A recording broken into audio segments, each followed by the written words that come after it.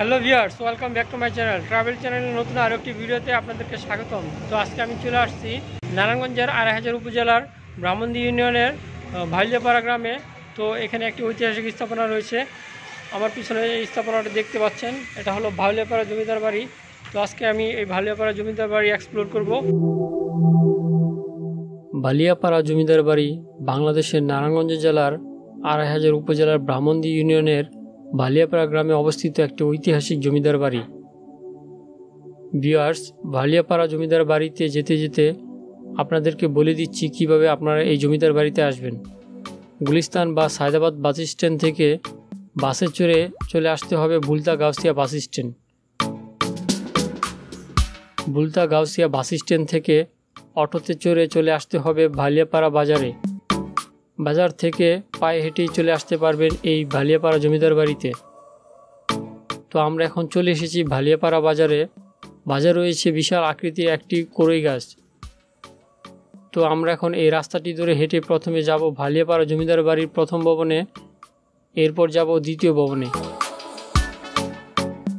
ভালিয়াপাড়া জমিদার বাড়িটির প্রথম ভবনটি ভালিয়াপাড়া উচ্চ বিদ্যালয়ের দক্ষিণ পাশেই রয়েছে। এটি হলো জমিদার বাড়ির প্রথম ভবন। ভবনটি ছোট হলেও এর পাশেই রয়েছে দৃষ্টিনন্দন আরও একটি একতলা ভবন। ভবনটি পূর্ণ হলেও এখনও মানুষের বসবাস রয়েছে। বাড়িটি দেখে বের হয়ে আসতেই আমাদের আরও একটি পুরনো বাড়ির নজরে আসলো।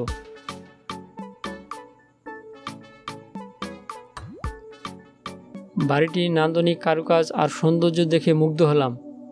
এগিয়ে গেলাম বাড়িটির কাছে। বাড়িটির উঠান মাঝে রেখে দুই পাশে দুই সারি ঘর তৈরি করা হয়েছে।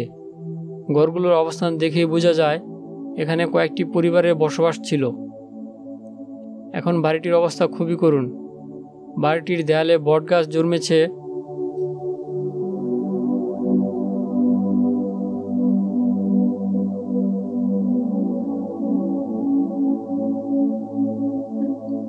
বাড়িটির জানালা আর দেয়াল ফেটে বটগাছের শেকড় ঘরের ভেতর চলে এসেছে।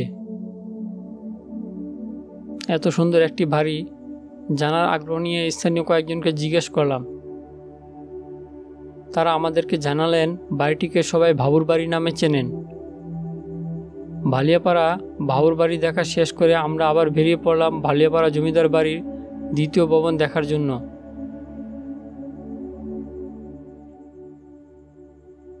তো আমরা এখন চলে এসেছি ভালিয়াপাড়া জমিদার বাড়িতে। জমিদার বাড়িটির ভেতরে দেখানোর আগে আপনাদেরকে এই জমিদার বাড়িটির ইতিহাস সম্পর্কে বলি। ভালিয়াপাড়া জমিদার বাড়িটি নারায়ণগঞ্জ জেলার ২৫০০ উপজেলার ব্রাহ্মণদী ইউনিয়নের ভালিয়াপাড়া গ্রামের ভূমি অফিসের পাশেই ঐতিহাসিক জমিদার বাড়িটির অবস্থান। গ্রামের নাম অনুসারে এই জমিদার বাড়িটি এরূপ নামকরণ। তবে স্থানীয় ভাষায় বাড়িটির নাম ভাইলাপাড়া জমিদার বাড়ি। আনুমানিক ১৯ শতকে জমিদার মুকুন্দ মুরালী এই জমিদার বাড়িটি প্রতিষ্ঠা করেন। মুকুন্দ মুরালী প্রথম জীবনে হিন্দু জমিদার কিশোরী পোদ্দারের একজন খাজনা আদায়কারী ছিলেন। অনেক পরে মুকুন্দ মুরালী জমিদারি লাভ করেন। জমিদার হলেও মূলত তারা ছিলেন বণিক শ্রেণীর। ঢাকা, নারায়ণগঞ্জ সহ বিভিন্ন অঞ্চলে ব্যবসা করতেন।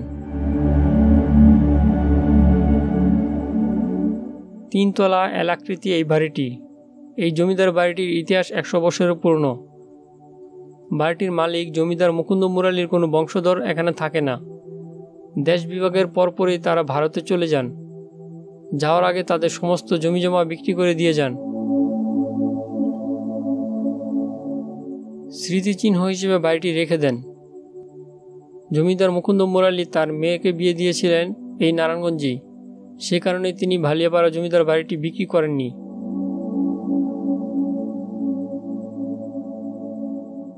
দেশ বিভাগের আগ পর্যন্ত জমিদার মুকুন্দ মুরালী এই বাড়িতে বসবাস করতেন। প্রজাবৎসল হিসেবে তাদের বেশ সুনাম ছিল। অন্যান্য অঞ্চলে জমিদারদের মতো কোনো অত্যাচার নিপীড়নের ইতিহাস তাদের নেই। অবশ্য দেশ বিভাগের খুব বেশি আগে তারা জমিদারি পাননি। ফলে তাদের জমিদারি ইতিহাস দেশ বিভাগের পরপরই সমাপ্তি ঘটে। দেশ বিভাগের পর তারা সবাই ভারতে চলে যান। তবে 1956 থেকে 1965 সাল সময় পর্যন্ত তারা মাঝে মধ্যে এদেশে আসতেন। তখন তারা এই বাড়িটিতে থাকতেন। 3 তলা বাড়িটি তখন ছিল বেশ জমজমাট। ভিউয়ার্স, এখন চলুন আপনাদেরকে এই বাড়িটির ভিতরে নিয়ে যাই। ভিতরে বর্তমান অবস্থাটা কি সেটা আপনাদেরকে দেখাই। আমি এখন আছি বাড়িটির ভিতরে। এখানে বেশ কয়েকটি রুম রয়েছে। অন্যান্য জমিদার বাড়ির মতো এই জমিদার বাড়িটির দখল নিয়েছে বটগাছ। বটগাছের শেকড় বাড়ির জানলা দিয়ে প্রবেশ করেছে বাড়ির ভেতরে। বাড়িটির ভিতরে ও বাহিরের দেয়ালে কারুকাজ নকশা করা। 3 তলা বিশিষ্ট বাড়িটির কারুকাজ খুবই সুন্দর। প্রবেশের পথ, জানালা, বাড়ির ছাদের অংশের নকশাগুলো দেখে মন জুড়িয়ে যায়।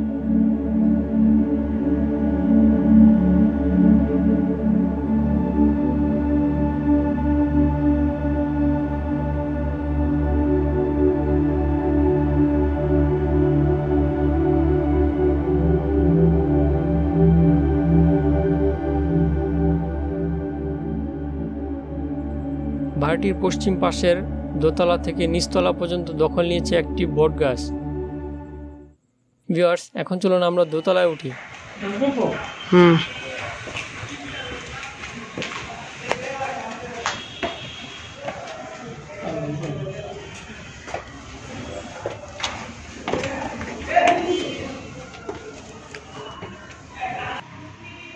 ভিউয়ার্স, এটা হলো বালিয়াপাড়া জমিদার বাড়ির দোতলা। তো দোতলাও বেশ কতগুলো রুম রয়েছে। আমি অবশ্য বলতে পারি, আপনাদেরকে দেখাচ্ছি এই রুমগুলা।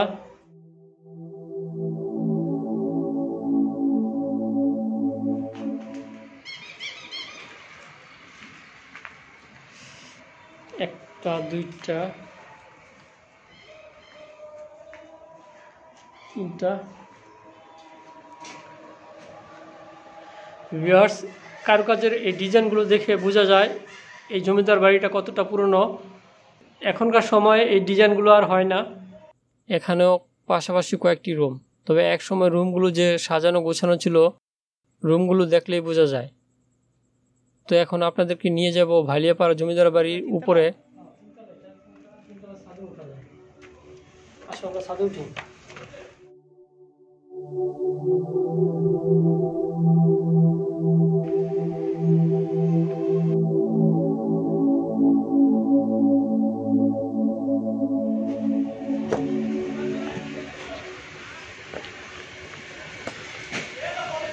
এটা হলো ভালিয়াপাড়া জমিদার বাড়ির ছাদ।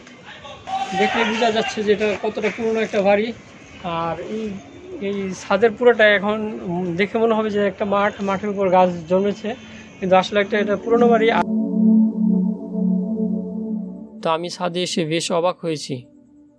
বাড়িটির ছাদ দেখে বোঝার উপায় নেই যে আমি ছাদে আসি নাকি জঙ্গলে চলে এসেছি। চারদিকে আগাছা আর গাছগাছালিতে ভরা।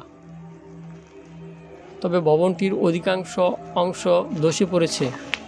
লতা পাতায় আচ্ছাদিত, এক কথায় সৃষ্টি হয়েছে জঙ্গলের মতো অবস্থা। জায়গাটা খুবই ডেঞ্জারাস একটা জায়গা। এখানে যে কাঠগুলো ছিল, এখানে এই পাশে দেখো, এই পাশে দেখো, এখানে যে কাঠগুলো ছিল, হ্যাঁ এই কাঠগুলো এখানে আছে। এখানে যে কাঠগুলো ছিল এগুলো সব খুলে নিয়ে গেছে, এই যে এখানে একটা স্টিলের টুকরো আছে।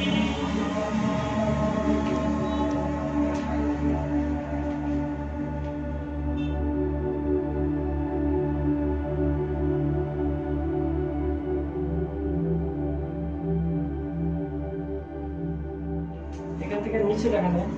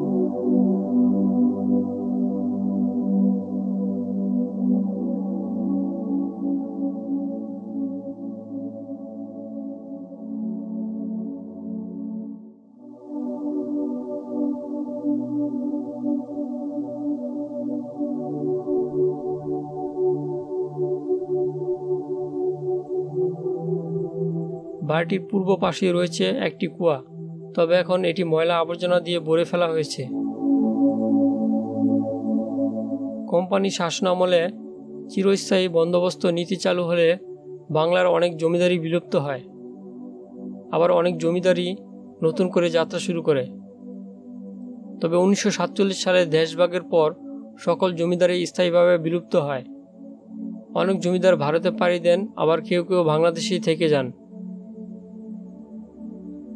তারা সকলে ভারতে চলে গেলেও তাদের রেখে যাওয়া জমিদার বাড়িগুলো আজও কালের সাক্ষী হয়ে দাঁড়িয়ে আছে বাংলার বিভিন্ন স্থানে। ভালিয়াপাড়া জমিদার বাড়ির মতো এমন অনেক জমিদার বাড়ি আজ বিলুপ্তির পথে। তাছাড়া এই সকল পরিত্যক্ত বাড়ি আজকাল অসাধু লোকদের প্রিয় জায়গা। বড় ধরনের অপরাধও সংঘটিত হতে পারে এই সকল স্থাপনায়। তাই আমাদের অনুরোধ, বাড়িগুলো সংস্কার করা হোক, তাহলে পর্যটকও আসবে, অপরাধও কমবে।